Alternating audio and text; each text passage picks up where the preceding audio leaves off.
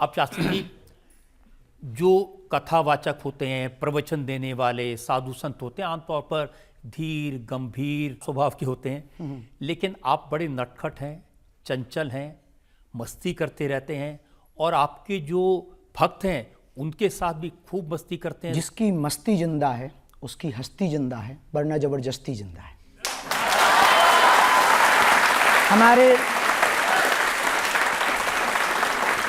जीवन में हमें ना आसक्ति है ना अनासक्ति है, ना मोह है ना निर्मोह है, ना हम बैरागी हैं ना गृहस्थी हैं वर्तमान में।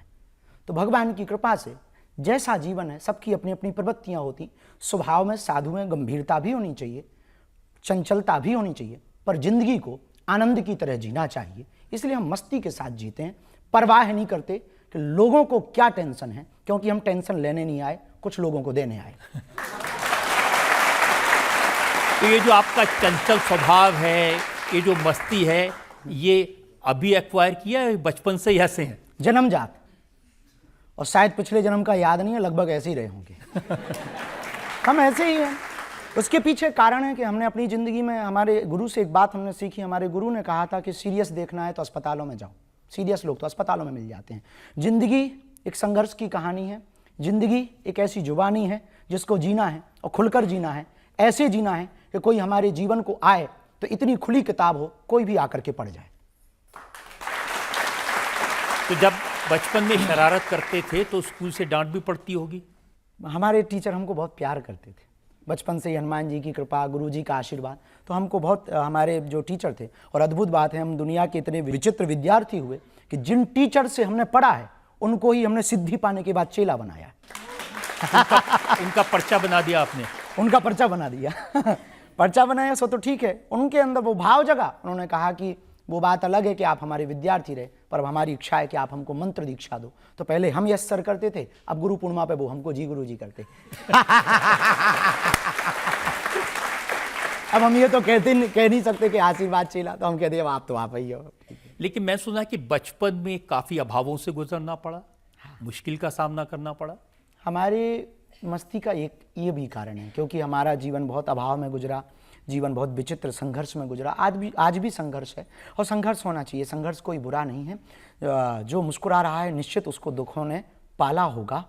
जिसके सितारे चमक रहे हैं, जरूर उसके जीवन में बहुत अंधेरा रहा होगा, तब आज उजाला होगा। हमने अपनी ज़िंदगी में जो भी बचपन काल गुजारा, बहुत विचित्र तरीके से गुजारा। तो कभी कभी कोशिश करते हैं कि वो बचपना ना आए बाहर, पर कोशिश करने के बाद भी वो रुकता नहीं है, वो बचपना बाहर निकल आता है। तो जीवन ऐसा था कि भोजन की भी व्यवस्था नहीं, वस्त्र की भी व्यवस्था नहीं, एक ही कपड़े में 2-2 साल रहना पड़ता था।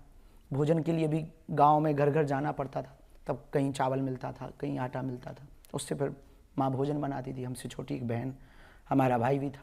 तो हम बड़े थे घर में, पिताजी हमारे कुछ करते नहीं थे, आज भी नहीं करते। तो गांव घर घर जा कर के जो परिस्थितियाँ झेली, मुसीबतें, हमें कहानी आज भी याद है कि हमारे गांव में एक हमारे पड़ोसी को ट्रैक्टर आया, तो उन्होंने हमको 1 रुपया पर दिन के हिसाब से इस बात के लिए रखा कि आप हमारे हावर्स गिनो, खेती के लिए जब ट्रैक्टर जाए तो कितने घंटे ट्रैक्टर चला है, तो आप घंटे गिनो, कौन से खेत में कितने घंटे चला है। पढ़ने लिखने में थोड़े से ठीक ठाक थे, तो वही लिखाई करते, शाम को आते तो 1 का सिक्का मिलता था। उस वक्त पार्ले जी छोटा वाला आता था, फिर वो खरीद के लाते थे। 2 बिस्कुट बहन ले लेती थी, 1 बिस्कुट भाई ले लेता था, उसको खा लेते थे, दिन निकाल लेते थे।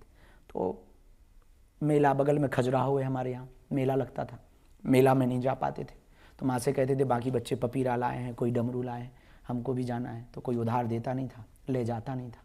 तो ये जो जितने संघर्ष रहे, अंधेरी रातें नहीं, आज लोगों को जरूर चमकता हुआ दिखाई पड़ रहा बागेश्वर धाम, बागेश्वर बाबा, महंगे चार्टेड या गाड़ियाँ, पर जीवन में जितनी अंधेरी रातें हमने गुजारी हैं उसको हम भूले नहीं। तो हमारा बचपना मरा नहीं, उसको दबाया गया, खुद से ही दबाया, किसी ने नहीं दबाया, हमने खुद को ही दबाया। भाई के लिए, बहन के लिए, माँ के लिए, समाज के लिए, हिंदुओं के लिए, हिंदुत्व के लिए।